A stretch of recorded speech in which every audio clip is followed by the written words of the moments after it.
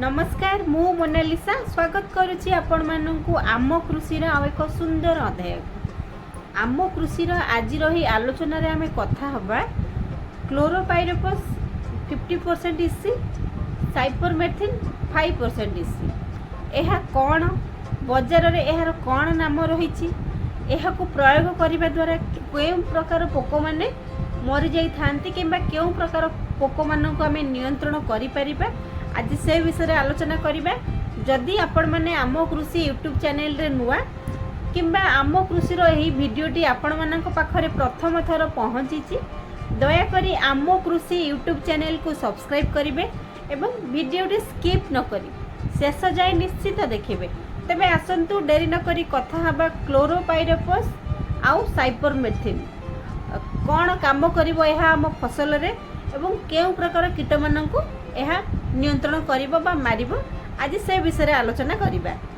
तेबे आसंतु जानिबा क्लोरोपाइरोपस आउ साइपरमेथिन रो कौन काम यह केउ केउ कीट मानक नियंत्रण करि परिबो एहार बजार नाम कौन रही। क्लोरोपाइरोपस 50% इसी प्लस साइपरमेथिन 5% इसी इसी माने आज्ञा होउची इम्यूसिफिएबल कॉन्सेंट्रेट माने एक तरल पदार्थ सहित आउ एक तरल पदार्थ को पूरा समान भाव एक माने एकत्रित करी मिश्रण करने को इसी कहा जाए। क्लोरोपाइरोपस और साइपरमेथिन को आपण विभिन्न प्रकार पनीपरिबा रे आपण प्रयोग करि परिबे जेमिति कि आपणकर धान मक्का आखु बंधाकोबी फूलकोबी इत्यादि विभिन्न प्रकार पनीपरिबा चाष आपण यहाँ व्यवहार करें। यही क्लोरोपाइरोपस 50% इसी आउ साइपरमेथिन 5% इसी बजार रे विभिन्न प्रकार नाम यह बजार रे मिलूची जेमिति कि आपणकर लारा 909 नागराज जुपिटर सेट्रन इत्यादि विभिन्न प्रकार मार्केट नेम रे मिलूची। तो आपण को खाली जानिया पई पड़िबो क्लोरोपाइरोपस प्लस साइपरमेथिन एटा जदि आपण जाईकी दुकान वाला को कहिबे तो जो जेकोसी मार्केट ना रे यह मिलूची तो सहीटा आपण आनी परिबे। प्रायतः चाषी मानक पाखरे खूब आदृत यही क्लोरोपाइरोपस आउ साइपरमेथिन चाषी मानक पाखरे प्राय खूब आदृत। एबे आसंतु जानिबा यही क्लोरोपाइरोपस प्लस साइपरमेथिन केउ केउ पोक मान को नियंत्रण करि पारे किंबा केउ केउ पोक मान को मारी पारे जेमिति कि आपणकर कैटरपिलर स्टेम बोरर माने कांड बिंधा जोटा को कहउचंती कैटरपिलर स्टेम बोरर आपणकर leaf folder leaf miner top borer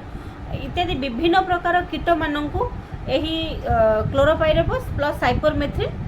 यह को नियंत्रण करि पारे किंबा समूले विनाश मध्य करि पारे। तेबे आसंतु जानिबा एहार डोज जदि आमे गोटे एकर पिछा यही क्लोरो आउ साइपरमेथिन रो मिश्रण आम चाष जमी रे प्रयोग करिबा तो आपन को गोटे एकर पिछा प्रयोग करिया पई हेले 150 रु 200 लीटर पानी आज्ञा दरकार ता सहित 300 रु 400 ml होची आपनकर क्लोरो आउ साइपरमेथिन रो मिश्रण आपण 200 रु 150 रु 200 लीटर पानी नेबे 300 रु 400 ml क्लोरोपाइरोपस आउ साइपरमेथिन रो